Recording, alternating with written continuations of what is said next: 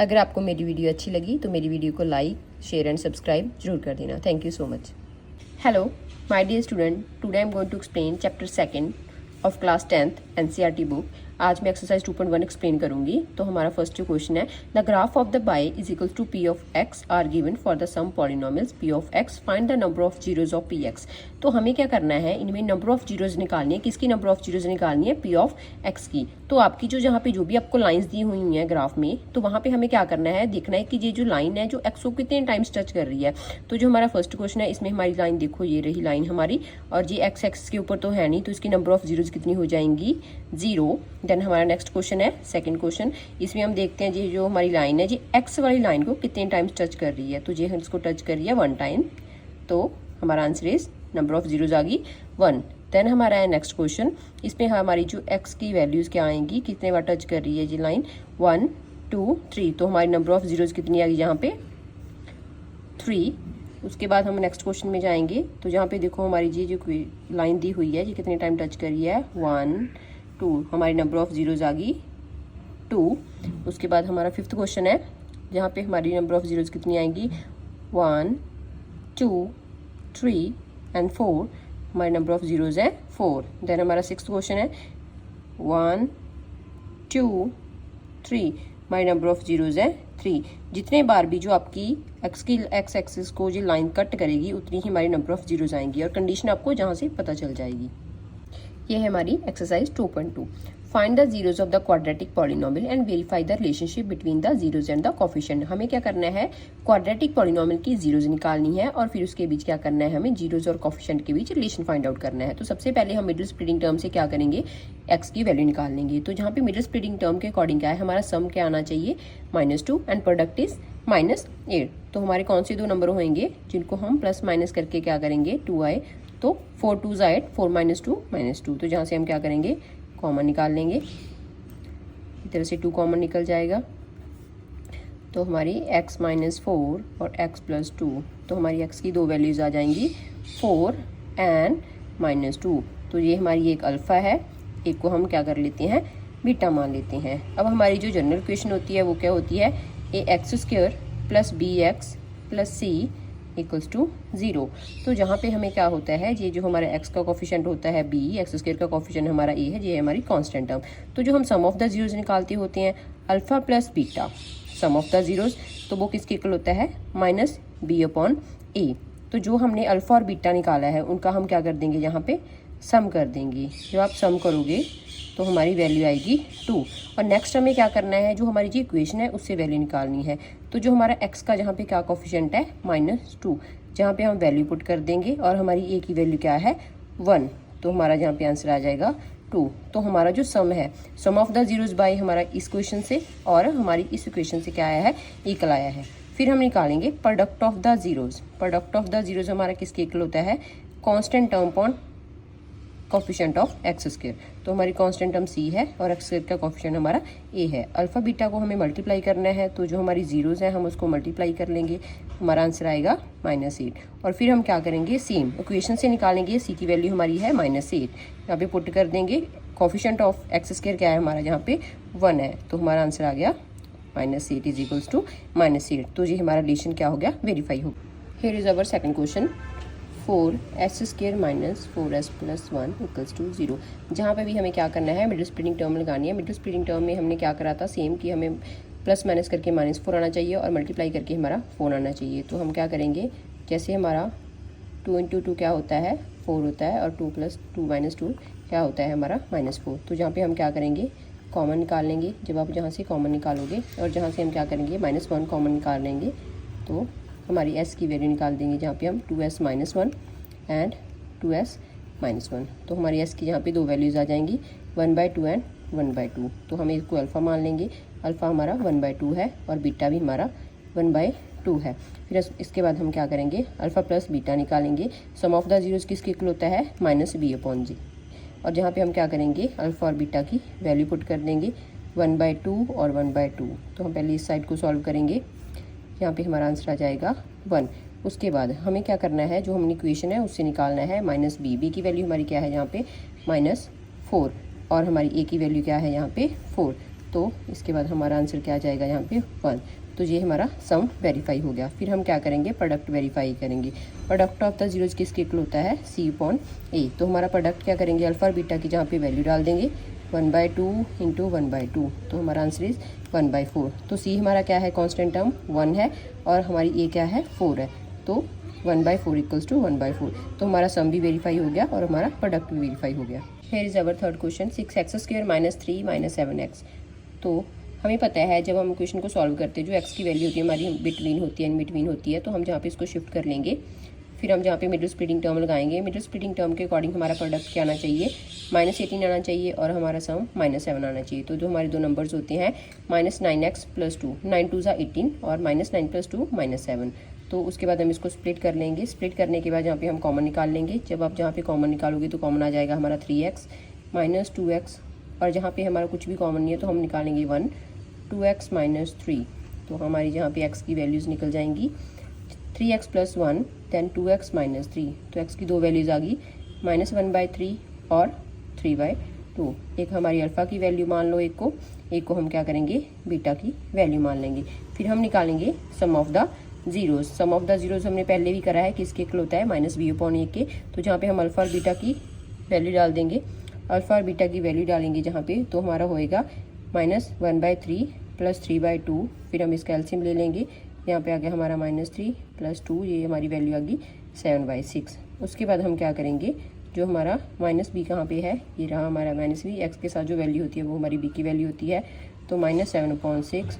तो हमारा सम क्या हो गया, यहाँ पे वेरीफाई हो गया। फिर हम क्या करेंगे, प्रोडक्ट को वेरीफाई करेंगे। प्रोडक्ट हमारा C/A के इक्वल होता है, जहाँ पे हमारी अल्फ़ा और बीटा की वैल्यू क्या है, -1/3 इंटू 3/2। तो जहाँ पे हमारी वैल्यू आ गई -1/2, और C हमारा यहाँ पे क्या है, -3, और A की वैल्यू हमारी क्या है, 6 है।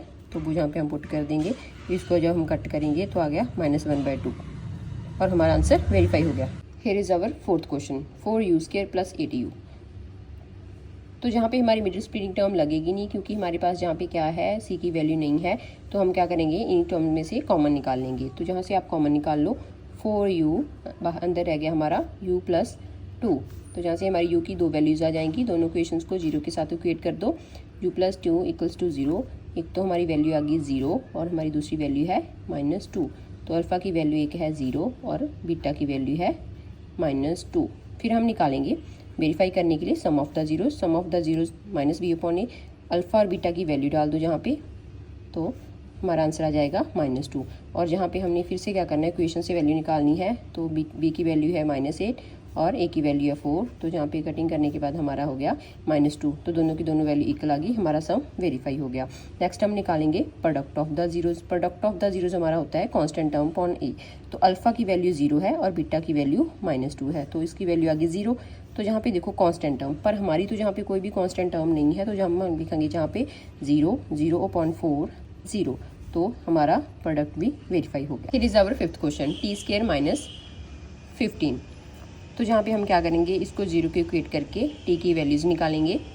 तो हमारी कोई भी ऐसा नंबर नहीं होता हमारा जो किसी का स्क्वायर रूट हो, तो हम जहाँ पे क्या कर देंगे, इसकी वैल्यू लिख देंगे +-√15। तो हमारी t की दो वैल्यूज़ आ जाएंगी, एक +15 और एक -√15। तो अल्फ़ा की वैल्यू √15 एंड बीटा की वैल्यू भी -√15। फिर हम क्या करेंगे, जहाँ पे निकालेंगे sum of the zeros. Sum of the zeros किसके इक्वल होता है, -b/a।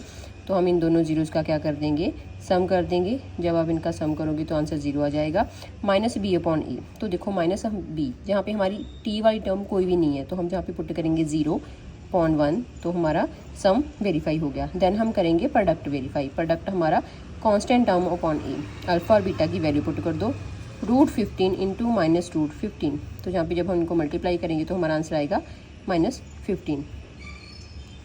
उसके बाद ही हमारी c की वैल्यू क्या है, जहाँ पे -15, a की वैल्यू 1 है, तो हमारा आंसर हो गया -15। तो -15 = -15। तो हमारा प्रोडक्ट भी यहाँ पे वेरीफाई हो गया।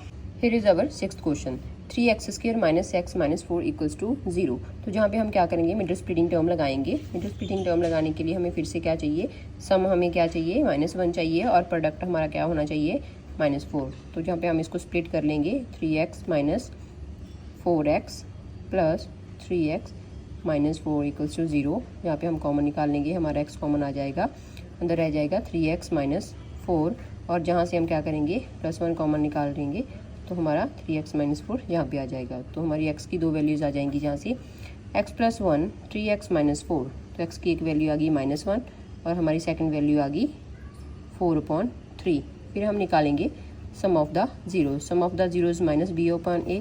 अल्फ़ा और बीटा की वैल्यू हमारी क्या है, अल्फ़ा हमारा है -1, बीटा हमारा है 4/3। अल्फ़ा की वैल्यू पुट कर दो -1, बीटा की वैल्यू पुट कर दो 4/3। इसको सॉल्व कर लो, 3 - 3 + 4, तो हमारी आंसर आ गया 1/3 माइनस b। तो b देखो हमारा यहाँ पे क्या है -1, तो जहाँ पे b हमारा -1 है, a हमारा 3 है, तो जहाँ से हमारी सम की वैल्यू आ गई और वो वेरीफाई होगी।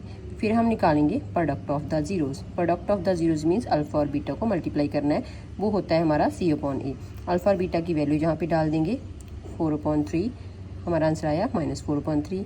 c हमारा जहाँ पे हमें इक्वेशन से पता चलेगा क्या है -4 है, और a की वैल्यू हमारी क्या है -3, तो हमारा आंसर आया -4/3। और अब हमारा क्या हो गया, प्रोडक्ट भी वेरीफाई हो गया। Here is our second question. Find a quadratic polynomial each with given number as sum and product of its zeros is dash. तो इस क्वेश्चन में हमें क्या करना है, क्वाड्रेटिक पॉलिनोमियल निकालना है जिसमें आपको जीरोज दे रखी हैं, आपको सम ऑफ द जीरोज भी दे रखा है और प्रोडक्ट ऑफ द जीरोज भी दे रखा है।